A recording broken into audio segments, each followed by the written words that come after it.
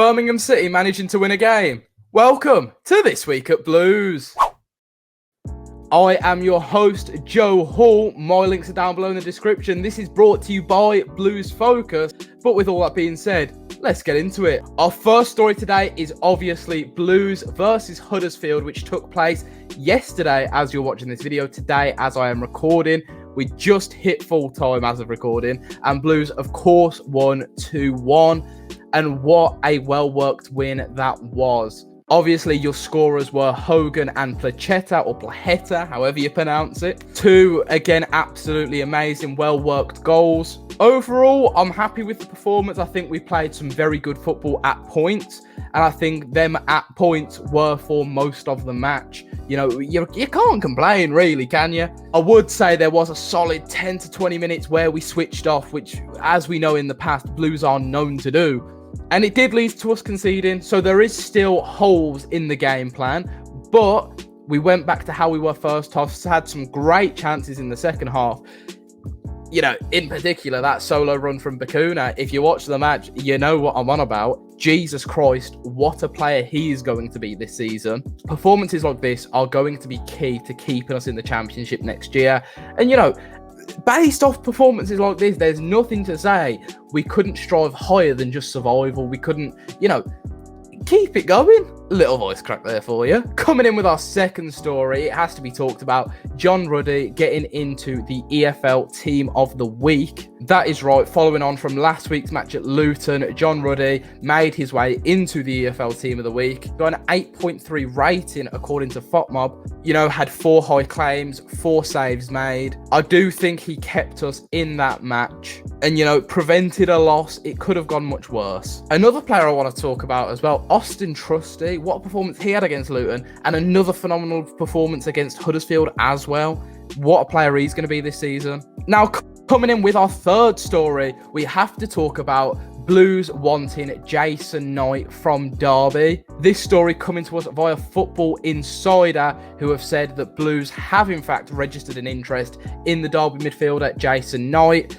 Now, I will take this with a grain of salt, just because Jason Knight, if he does come, is going to cost a lot of money. So I don't necessarily see it happening. And the Derby County boss himself was actually quoted as saying it's going to take a massive offer to land Jason Knight, and that's coming via Derbyshire Live. Now, like I said, with this transfer, I think it has to be taken with a grain of salt, because for me personally, I just don't see Blues having the funds to bring in Jason Knight, especially when there's a rumoured £8 million price tag. If we were to pay that, he'd become our record signing for 1 and for 2. We just don't have the money, do we? Now we have our fourth story coming in, which is Truman to Millwall. That is right. Ex-Blues goalkeeper Connell Truman has joined Millwall on a free transfer. Truman did leave Blues last month after his contract expired, and he was in fact at the club for 15 years. Joined Blues when he was 11, left at 26. A long career at Blues, not the most eventful career, you would say. Only ever peaked as a backup goalkeeper.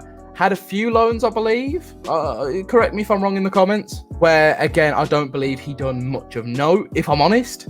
But, you know, nevertheless, once a Blue, always a Blue. Good luck, Connell Truman. And now, coming in for our fifth and final story of today's episode, we have Takeover news, boys and girls. This is coming via TalkSport journalist Tom Ross, who has informed the people that Paul Richardson has said to him that the takeover is in fact on track.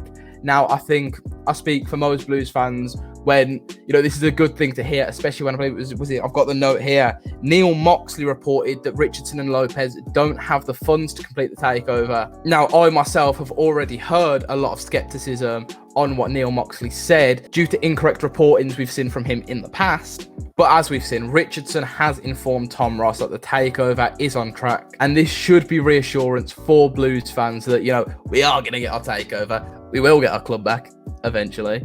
And I think we can all be happy that Richardson and Lopez are going to be the ones taking over the club and not Bassini. No one wants Bassini, no. But ladies and gentlemen, that is going to about do things as far as news stories go. Been quite a quiet week for Blues this week. Not a lot going on, but you have tuned into a bit of history here. Episode 1 of This Week at Blues. Obviously, I will be hosting it. So let me know what you've thought about it down in the comments or over. Is it on that side yet? You can see we've got all the socials, both mine and Blues Focuses. Join the conversation. Let me know what you think about the stories we've talked about in today's episode. And let me know what you're thinking of the show in today's episode. You know, this is something that, you know, I want to be proud of. I want people to look at and say, you know, that represents my club well. So yeah, as I said, we've got all the socials down there, and we have obviously the comment section down below. And while you're down there, as I said in the intro, my socials will be in the description as well. If you want to go and check them out, I do make my own content separate to Blues Focus. But as I said, we have no more news, so that is going to wrap things up for today's episode. Make sure to go down below, drop a subscribe. But for This Week at Blues, that's wrapped up.